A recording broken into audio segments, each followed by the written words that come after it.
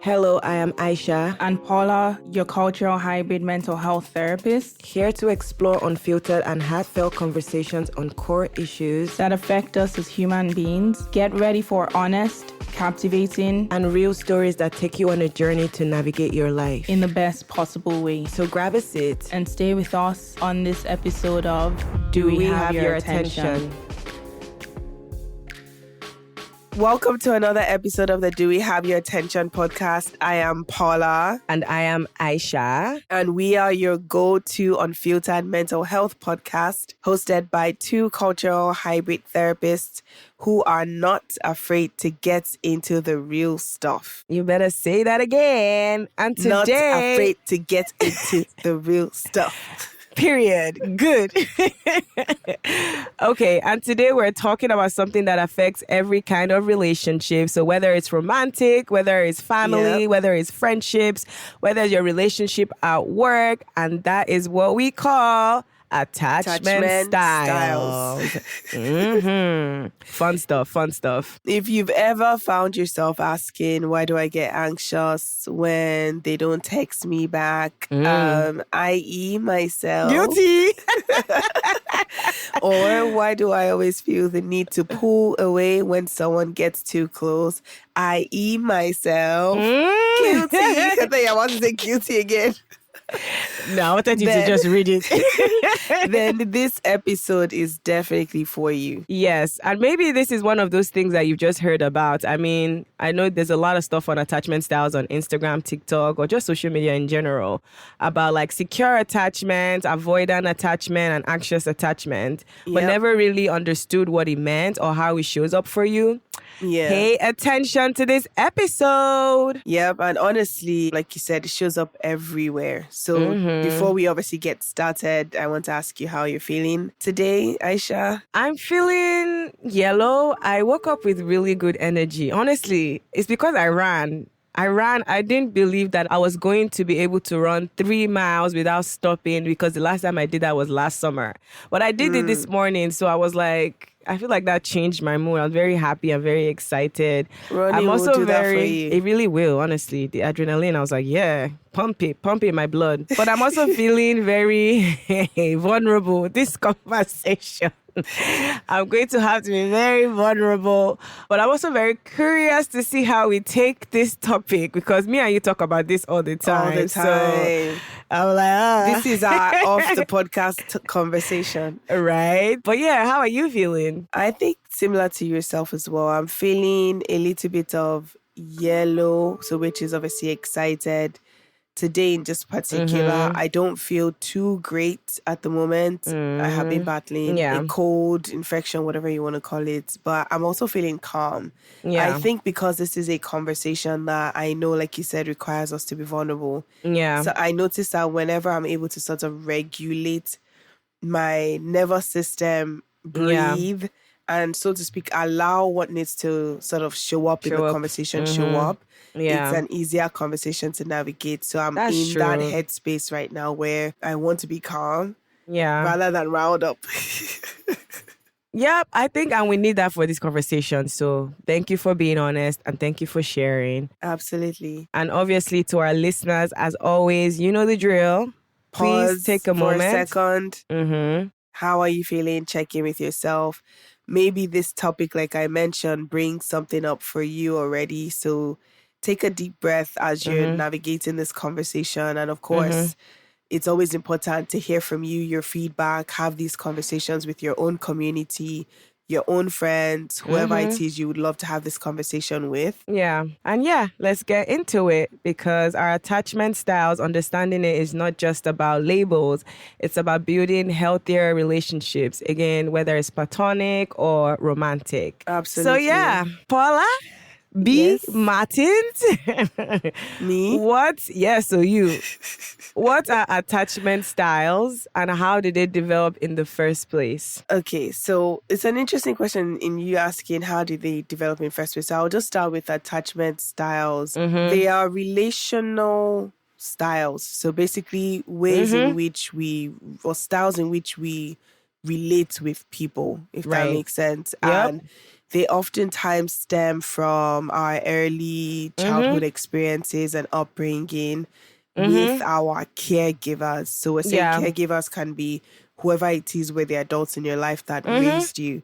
And Yeah. these relational styles can affect or influence your romantic relationships, your work relationships, your familial relationships, and your friendship relationships. Yeah. That's my definition. I like that you said that because, in any type of relationship, right, we have connection, we have trust, we have how we emotionally relate with people. And that's basically what Paula is saying about what attachment styles are. It's how we connect with people, how we build trust with them, and how we express our emotions with those people. And they do develop in our early childhood, whether you grew up with your parents, your grandparents, or maybe in foster care, because, everyone's circumstances is different, right? Whatever that dynamic looked like when you were in your early childhood, it has played a role in how your relationship in your adulthood, what that looks like now. So, and, if you were met with inconsistency or if you were met with like confusion in terms of how you relate with those people, you carry that on into your adult relationships. Yeah, absolutely. And Yeah. I think that this is a conversation that everyone can obviously benefit from. Agreed. As long as you're a human being and you have relationships, whether work, Agreed. platonic, familial, romantic, this is something that can sort of teach you a lot about your own relational style and other people's relational styles. And of course, with the goal of improving the health of your relationship, not with the goal of judging or criticizing anybody else's relational style. Yeah. So I want to ask you as well, is it possible for attachment styles to change over time? Or are we stuck with the one we formed very early on? And maybe we need to sort of break down what each attachment style is, first of all, so that helps.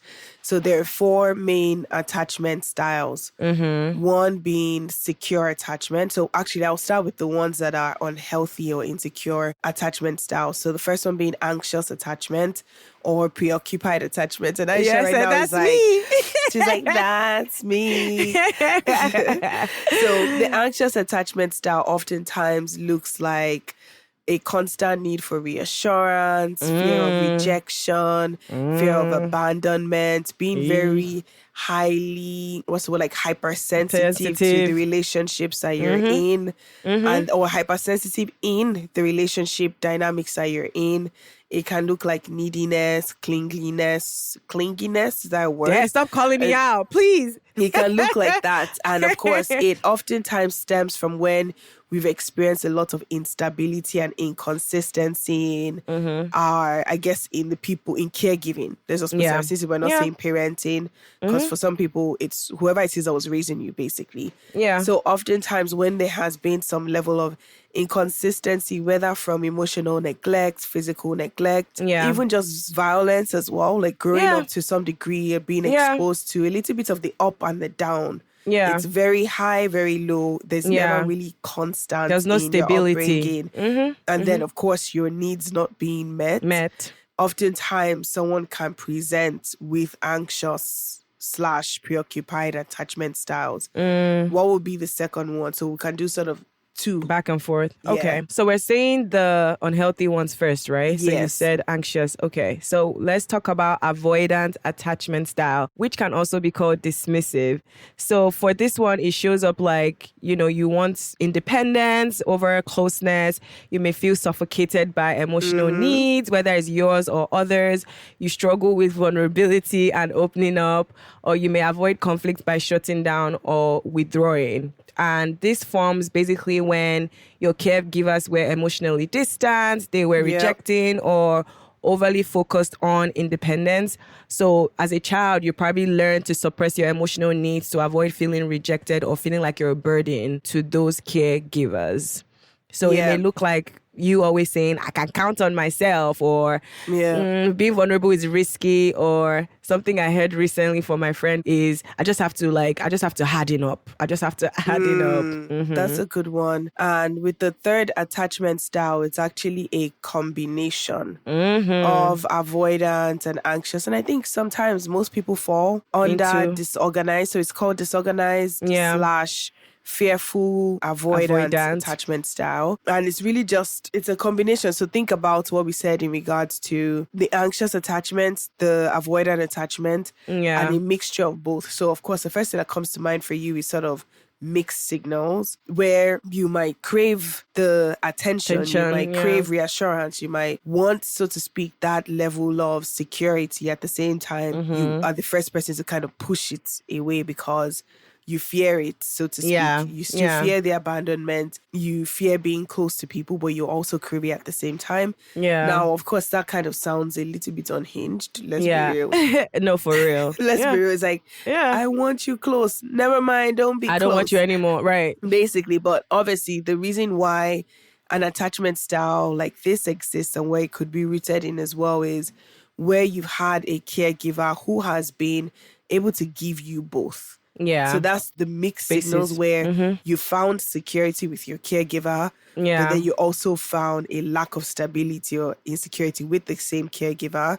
And this happens a lot in environments of trauma, abuse, chaos as well. So a lot of people oftentimes fall under that type of attachment style. And there's one more now. So, we have the secure attachment, which is the one that everyone should be striving for. And this may look like you're comfortable with intimacy and independence. You're comfortable with being vulnerable. You communicate your needs effectively and you open your emotions very deeply or to whatever comfort you're comfortable with.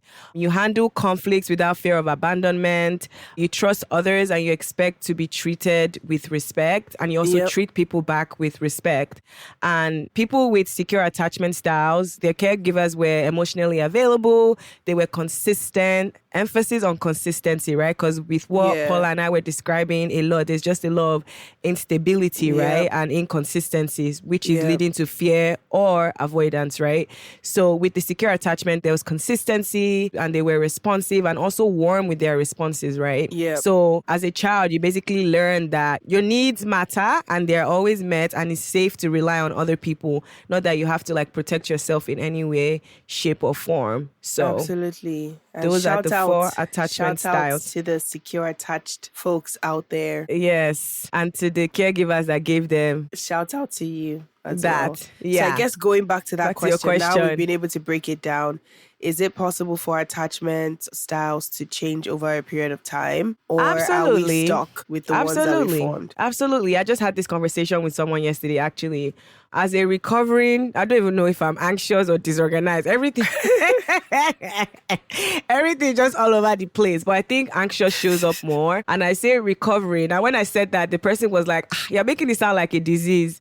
I was like, no, it's not a disease. However, it's a coping mechanism that you learn, right, growing up. And let me tell you, this thing does affect your relationships very significantly. So yes, I'm allowed to use recovering because I can see how my reactions to things can affect my relationship with people and even myself because, there's self-sabotage too that happens a lot with these attachment styles. So yes, it's not fixed and it's something that once you're through therapy, emphasis on therapy, self-awareness, and even just you having a relationship with a secure person that is someone with a secure attachment that is willing to be patient enough to work with you, then you can start moving towards learning to use responses more connected with a secure attachment. Because then you learn to develop like emotional responses that are more grounded, more safe, and more connected.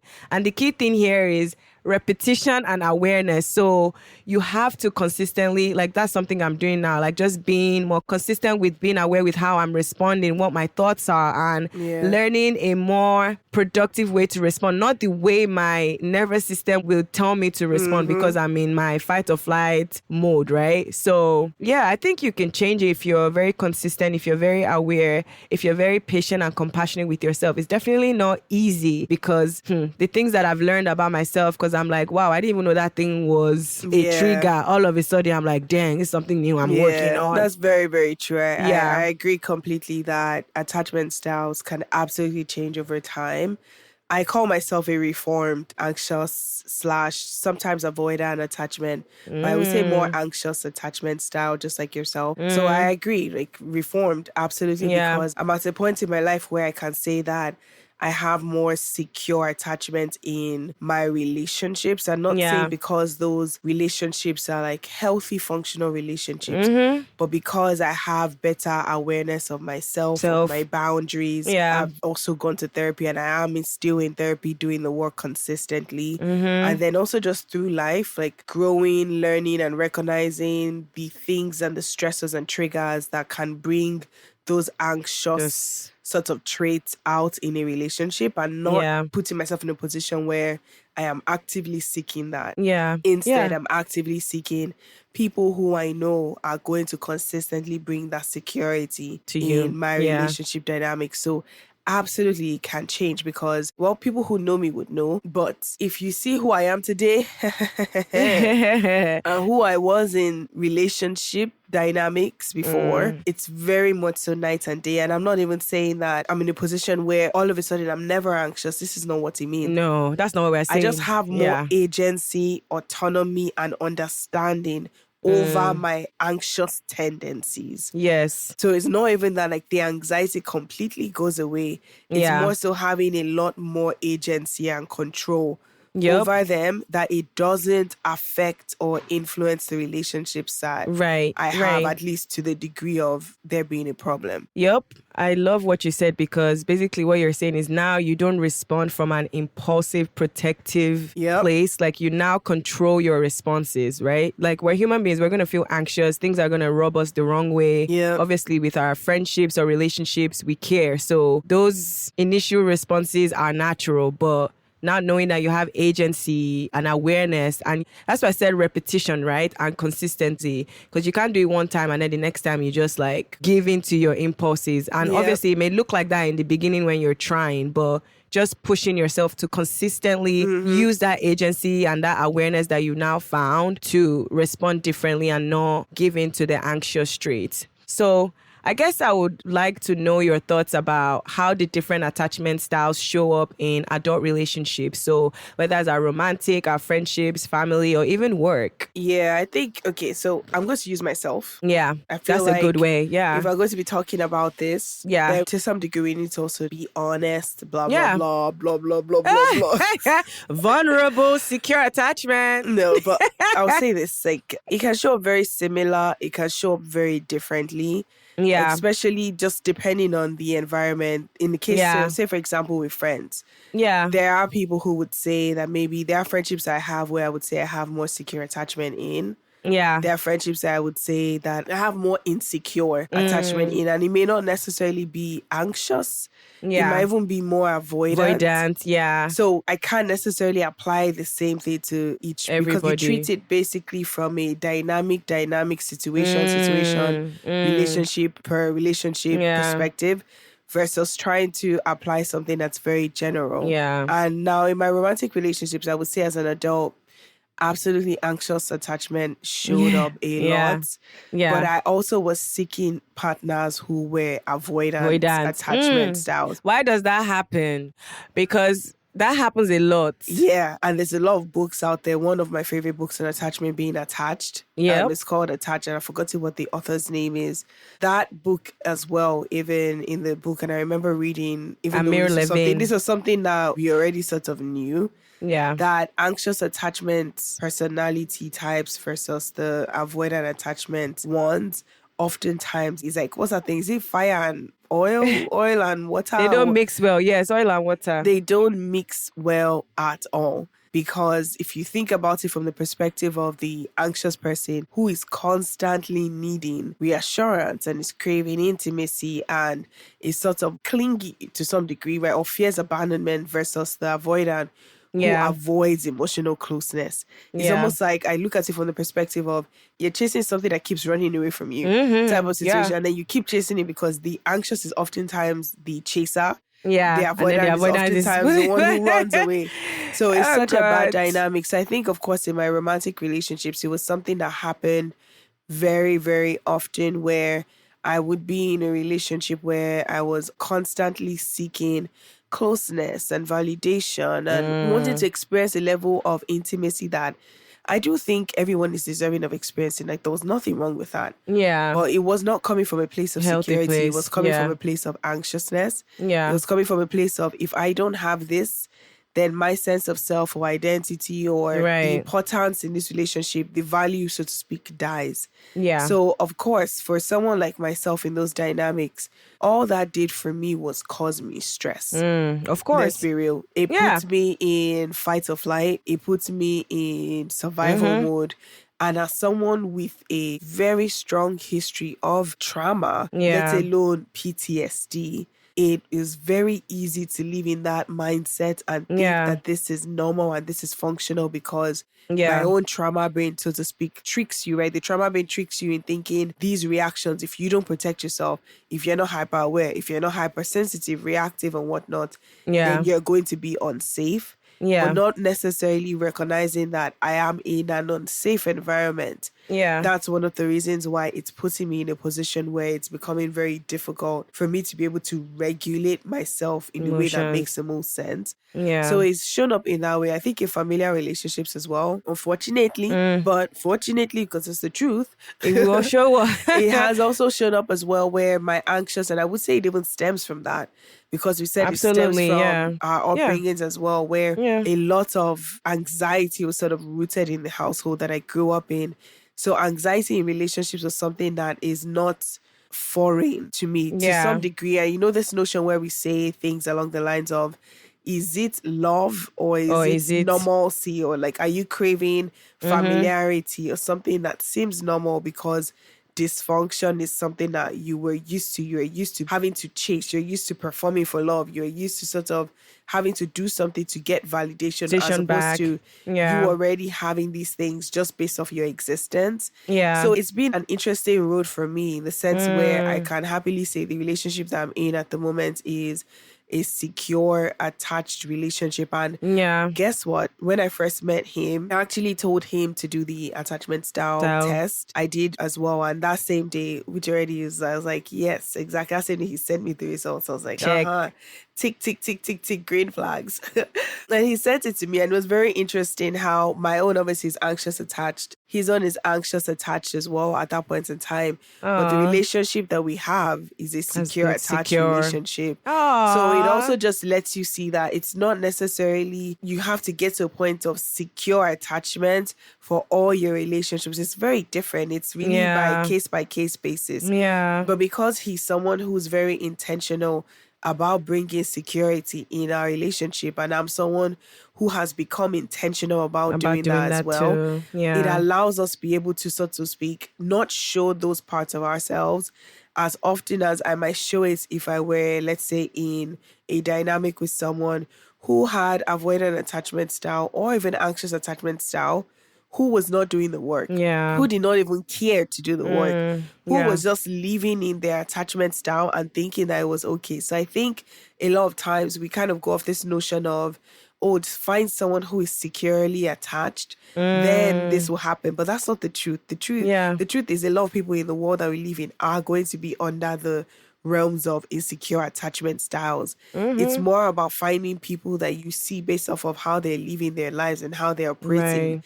Are they showing willing to do the responsibility work. to themselves and some of these traits that can bring anxiousness or part. avoidance or insecurity into a relationship?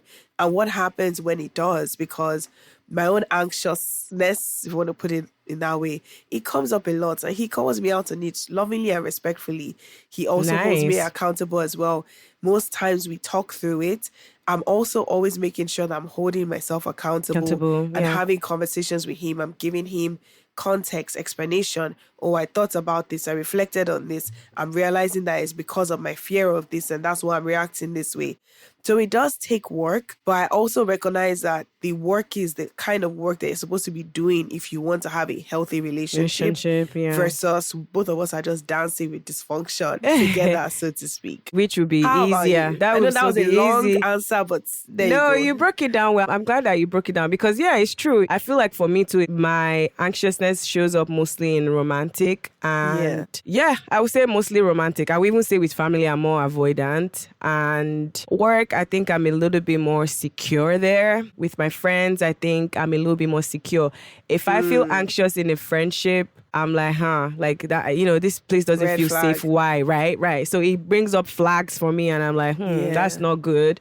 But I think, the one that I'm working most on is the romantic one because it's it's tough. just, it's very, it's tough. It's like when it shows up, you're like, who is this? Like, cause it's like in my friendships, I'm like, this is not what Aisha would do. What's different here? But that's the point, right? That's the point. If you're with a partner that is not as intentional, like what Paula was saying, like it seems like her partner is very present, willing to work with her, willing to also work through his own attachment styles, right? If you're with someone where even if my anxiousness is showing up, they're just deciding and choosing to be avoidant, then it just causes more chaos, causes more anxiety, causes just a lot to go on. Yeah. Unfortunately, from my own experience, the anxiety is like, then you need to help them get better. Like there's something that they're not seeing, like I have to help them. It's such a very stressful dynamic, honestly. And if I'm being honest, this is part of why I was avoiding dating for a while because I was like, I don't know, because my last relationship, that anxiety was just triggered on levels. For context, he was very avoidant and avoidant to a level where it was just, it was very dysfunctional. So now I'm just like, bro, I did not like that version of me at all. Like, obviously, I'm intentional now and I'm, more aware of things and how I respond to things and how those anxious traits show up. But I still feel like a part of me is still very scared. And I'm just like, that's why I said I'm a recovering anxious because I don't know what will be triggered, what will not be triggered. However, I can confidently say that at least now I know how to recognize an avoidant partner and just walk away. Like, I don't need to put myself in that position. One.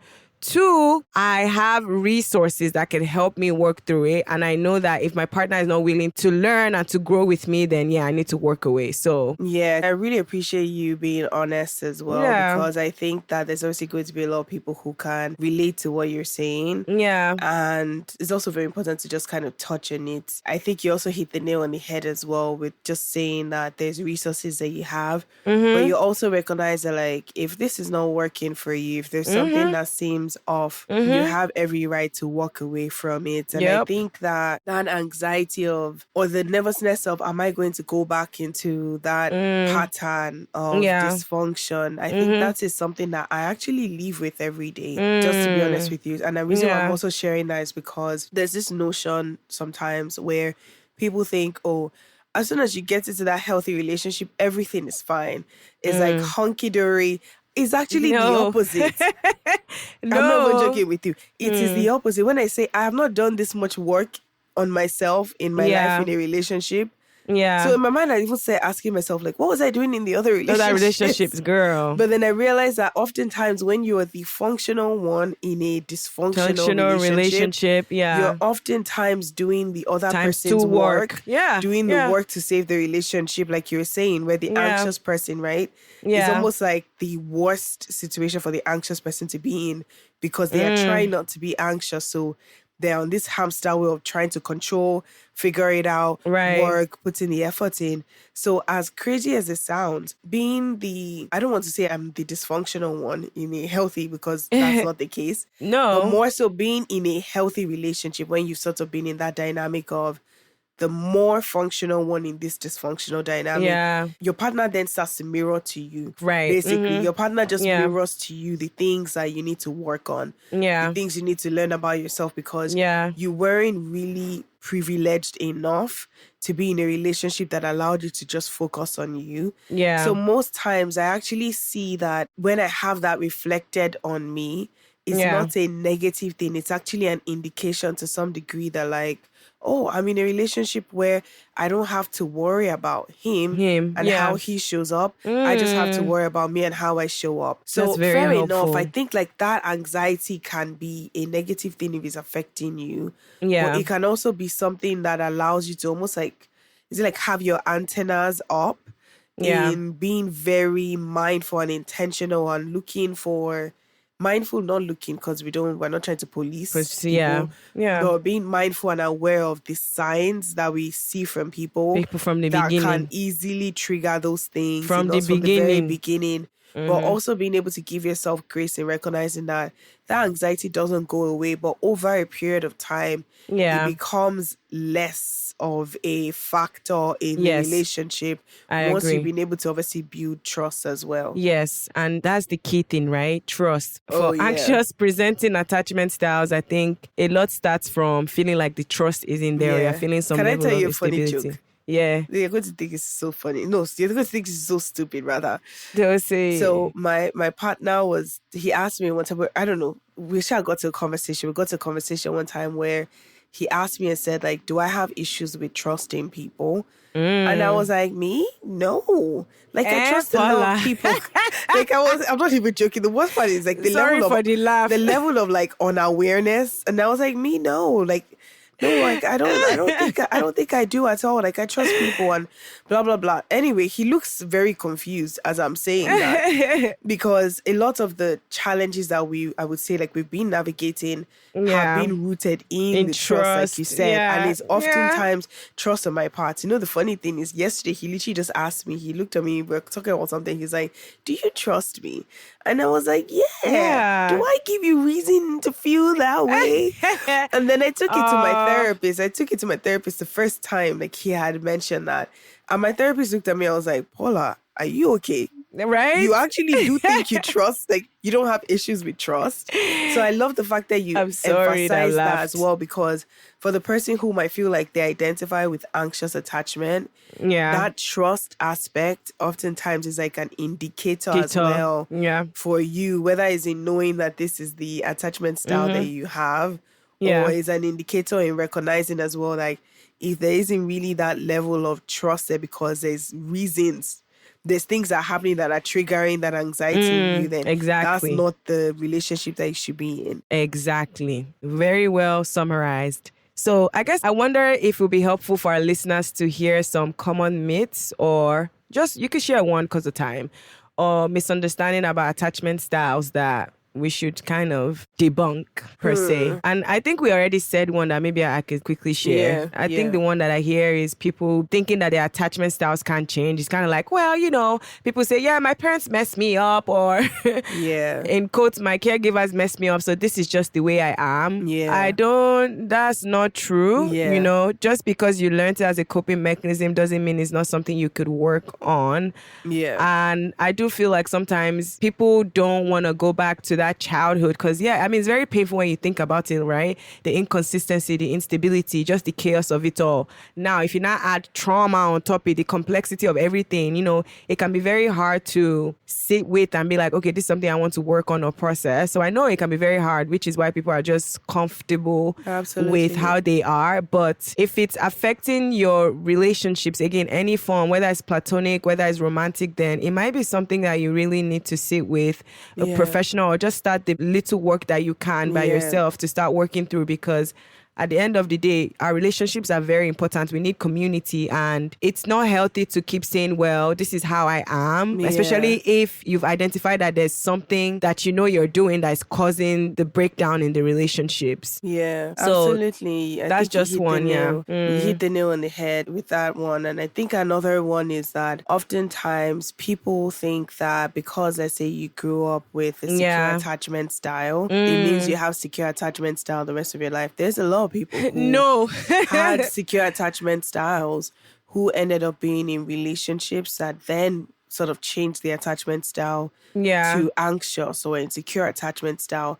So it really just lets you see that there's no constant around it. It's more of you just consistently working towards ensuring that the relationships in your life, or the relationships that you would like to have, are relationships that, so to speak, mirror that level of security. So it's to think about it, that just also lets you see that, early childhood attachment is not necessarily like the only indicator. It Thing, stems right. from it, but it Yeah. doesn't necessarily mean that because that's the case, you may have anxious in your early childhood and then become someone Right. secure because unfortunately the relationships that you had were secure. Right. It's a really a case by It case just, basis. yeah. Or you may be secure and then you ended up with an avoidant person and now that triggered anxious, you know? It just, yeah. That would. That would. You guys need to see Paula's face.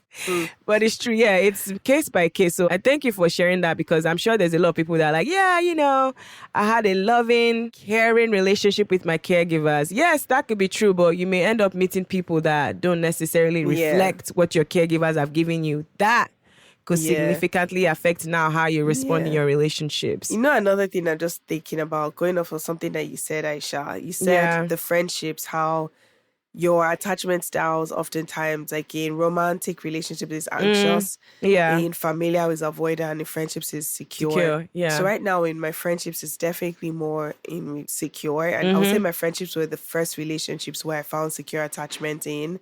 Shout out to my lovers, but shout out most especially to my friends. Shout out to me. Who are also my lovers. I love you people die. We love you too, girl. I remember having a conversation with a friend of mine and we were just sort of reminiscing. Not like reminiscing, but just making like a tiny joke about my ex-partner. So like the person I dated before this relationship. And because obviously Aisha is also very aware of, that was also someone who was very avoidant as well. So it brought a lot of anxiety. And she bought me chocolates. There's like a specific type of chocolates that I love. She traveled, she came back. She always makes sure to get that chocolate because it's more common in like European countries. She got it for me and I just love that she does that because there's a little level of like thoughtfulness in how we, so to speak, show up for each other as friends. It doesn't have to be chocolate. There's many different ways, right? Yeah, it could be so, anything. But in that moment, the reason why we were talking about it was because I remembered having like a conversation with my ex at that point in time, who was my partner at that point in time, about like thoughtful actions, consideration, showing up, building intimacy and closeness. And I used the chocolate thing as an example. So we laughed and we were just reminiscing and we said, this was the moment where I knew, one of the many moments where I knew that this relationship was not working for me because my friends were treating me better than my partner was. Speak on it. She and we just burst out laughing. Because obviously that was like one of the key, like there were little moments that were just very indicative of me where I was like, wait a minute. If I'm getting this level of security and love and consistency from my friends, why can't my partner provide in that? This relationship and my partner is not doing that? And I bring this up to say sometimes the secure attachment relationships that you have can actually let you see the relationships that don't have that secure attachment. So oftentimes we don't even realize that the relationships where we do find safety, stability, security can really open our eyes in recognizing the relationships where that does not exist and actually push you to be able to identify and make changes in that. So, or the flip side being, because you have insecure attachment styles in your romantic relationships does not mean you have that in your friendships. So oftentimes we don't recognize that these relationships can teach us about the other one. So I don't know if it's necessarily a myth or it's something for people to also be mindful of and look out for, because in my own case, in recognizing that my friends were giving me more than bare minimum, like way more than bare minimum, with emotional support, stability, security, safety, and whatnot. It made me recognize that, like, I'm not settling for something's anything. Off. Right. Like, either is that same level or is even more better. Than Right. that. Right. No, thank you for sharing that, because it's true. Like, if you're in a relationship and you're like, the way my partner responded was not the way, like your friends are more excited than you, your friends are giving you more space for emotional safety, then it could be a good start to reflect and be like, I don't know if this relationship is really giving me the security and safety that I need to function in the relationship. Absolutely. And I do want to ask you as well, like, what would you say is a good first step for someone who's trying to figure out their attachment style? And maybe something else I can also just add to that as well. Figure out not necessarily just their attachment style, but the attachment style of the relationship that they're in as well, because that can also be different. I would say first step is read up that book Paula said, because that book is amazing. It's called Attached by Amir Levine and Rachel Heller. We'll put it on our resource list when the episode airs. And I would also suggest taking a tool to kind of identify like what attachment style connects with you the most, and be very honest, because sometimes when we take these assessments, we're taking it based off what we want our styles to look like, not really what's true. But you know, there's no change if you're lying to yourself and not being honest with the answers on there. But I think something that worked for me, obviously, before therapy was I started to notice how I responded when I felt rejected or ignored, especially being in a relationship with an avoidant person. I think if I said something and, you know, their response felt like they didn't listen well, or like they didn't even acknowledge what I said, like I started paying attention to how I was responding or the feelings that came up for me during that time. Like, so maybe do I shut down? Do I cling tighter? Do I start talking more? Do I start feeling the need to like get them to the point where they actually validate what I just shared? So just paying attention to those little things. I also would encourage people to check in with how they feel about vulnerability and closeness, especially tied to your self-worth, right? Absolutely. So if you're feeling like you share vulnerability to get validated and then that makes you feel good about yourself, that's an indicator that you may be anxious. On the other end, if you're just, you know, connecting with people just to show that you can, but you don't really want to further the relationship, you're like, yeah, you know, I have this skill, but when it comes to real intimacy or real vulnerability, you're not really comfortable with doing that because you're trying to avoid that level of intimacy and commitment, then yeah, I would say that may be a sign of avoidance, or even both, you know, you just never know. But what about you? What do you think? Am I able to sort of read something? There's something I saved on that attachment, and I actually saved it for myself. Oh yeah, so absolutely. Like that way I can keep checking in, because relationships change and I'm always making sure I'm checking in.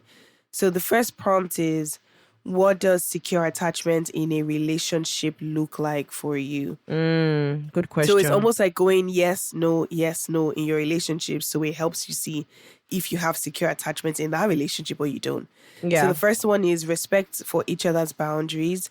Second is genuine affection, interest in you, your dreams, your goals. There's a lack of possessiveness or clinginess or overprotectiveness. They can accept and deal with rejection and disappointment. Knowing how to ask for what you need.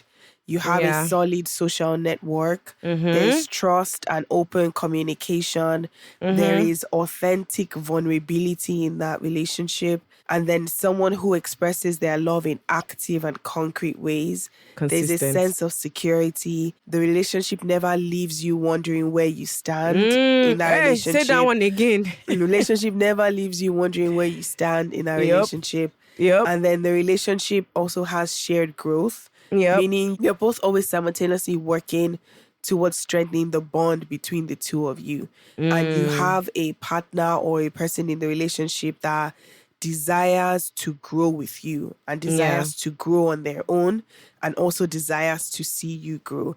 Now, the flip side of it being, what does secure attachment look like in you is emotional availability, sense of security, a solid social network as well, expressing your love in active and concrete ways, empathy, comfortability with being alone, resilience, emotional regulation, having healthy boundaries, you communicate openly and effectively, you have a high self-esteem, you are independent, not hyper-independent, not co-independent, but you're independent. And in some cases, in these relationships, we need interdependence as well. You also have pro-social coping skills.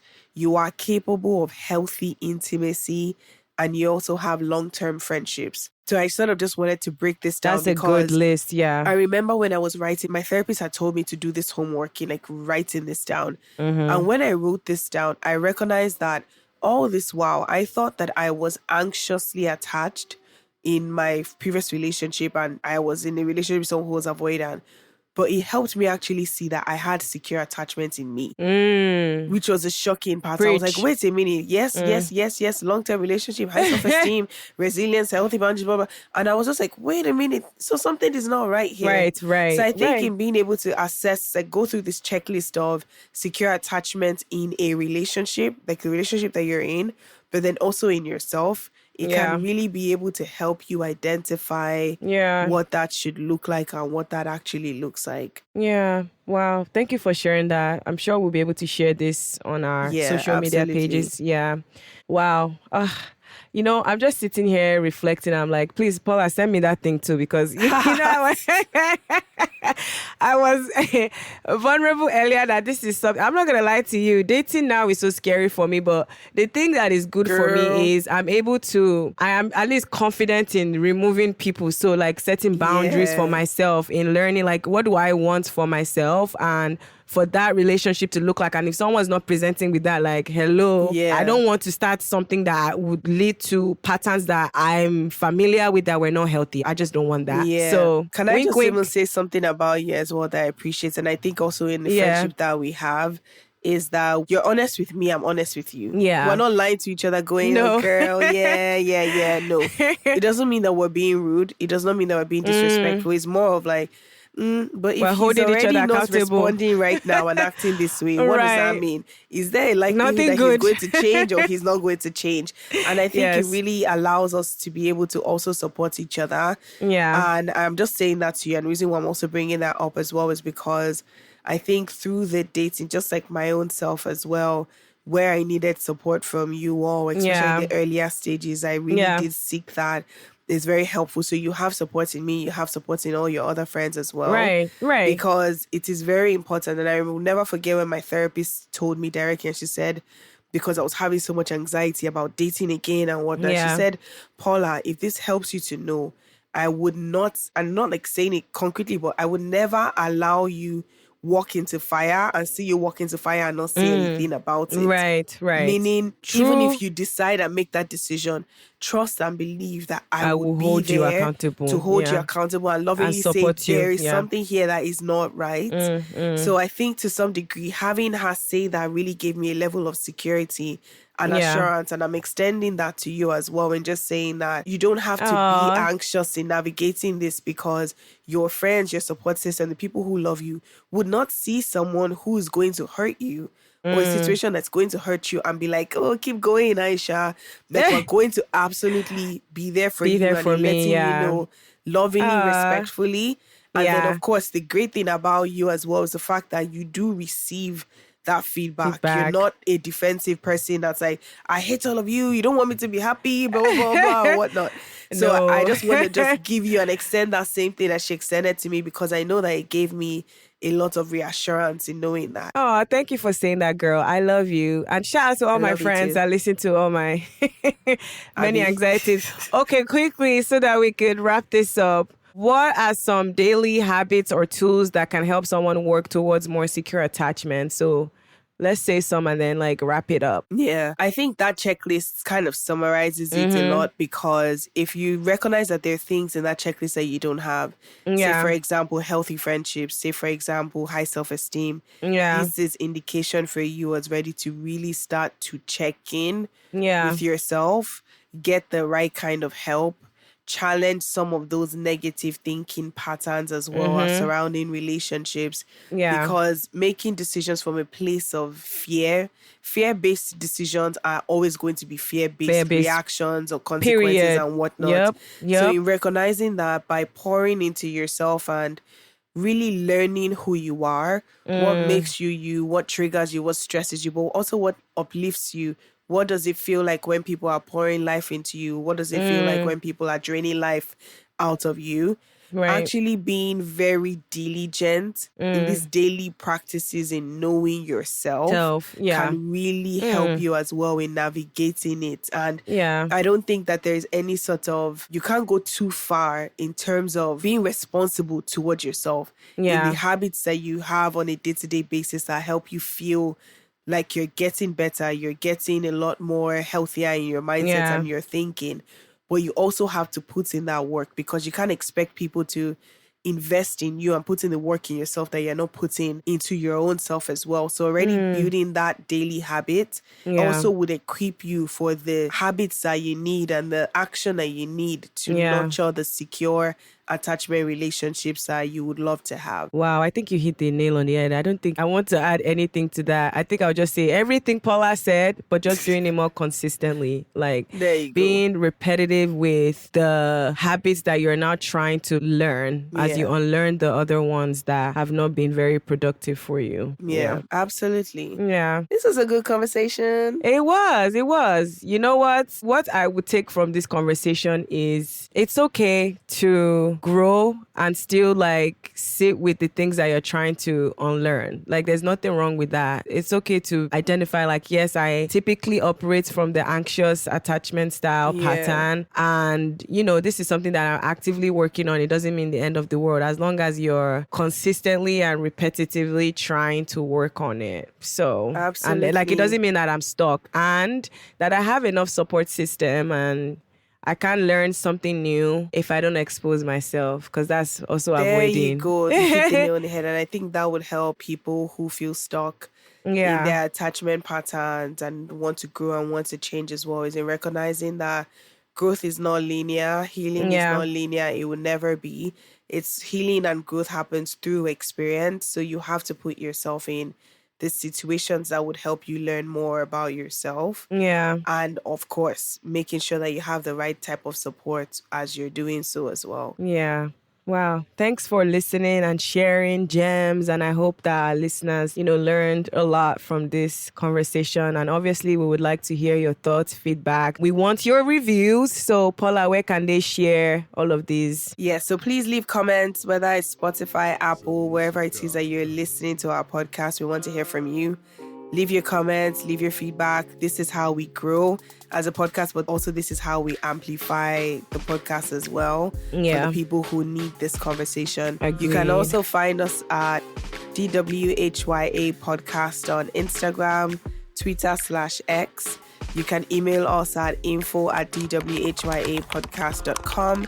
And you can find us on TikTok at DWHYA Podcast 1.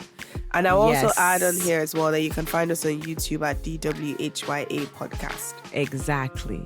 As always, thanks for listening, and we will see you in the next episode. Thank you.